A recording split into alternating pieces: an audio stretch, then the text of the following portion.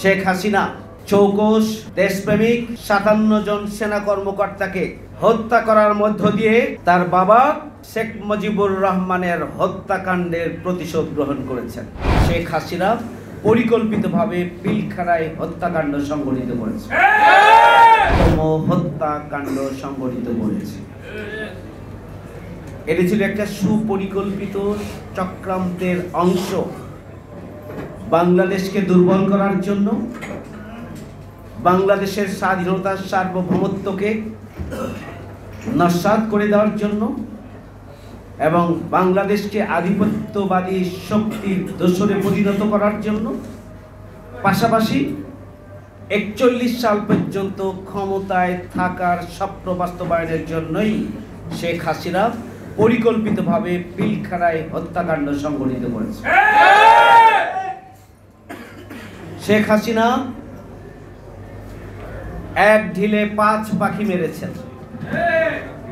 এক, দেশপ্রেমিক চৌকস দক্ষ সেনা অফিসার 57 জনকে হত্যা করার মধ্য দিয়ে মূলত বাংলাদেশের সেনাবাহিনীকেই শুধু দুর্বল করা হয়নি, বাংলাদেশের স্বাধীনতা সার্বভৌমত্বকেই দুর্বল করে দেওয়া হয়েছে। 2, শেখ হাসিনা বাংলাদেশ সেনাবাহিনীর মধ্যে যারা দেশপ্রেমিক, যারা দক্ষ, যারা চৌকস, তাদেরকে হত্যা করার মধ্য দিয়ে বাংলাদেশ সেনাবাহিনীকে আধিপত্যবাদীদের অনুকূলে প্রবাহিত করার জন্য চক্রান্ত করা হয়েছে। 3, শেখ হাসিনা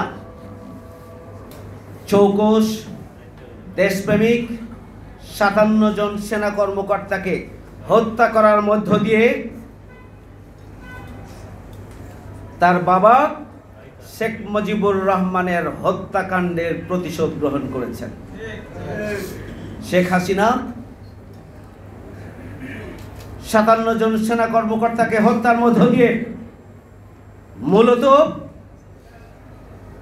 আমরা জানি যে বাংলাদেশের সীমান্তে বিডিআর এবং বিএসএফ পদুয়ায় যে যুদ্ধ সংঘটিত হয়েছিল, সেখানে আমাদের বীর বিডিআর বাহিনী সগৌরবে দুঃসাহসিকতার সাথে ভূমিকা পালন করে সেখানে বিএসএফকে পর্যদস্ত করেছিল এবং তারা পিছু হটতে বাধ্য হয়েছিল।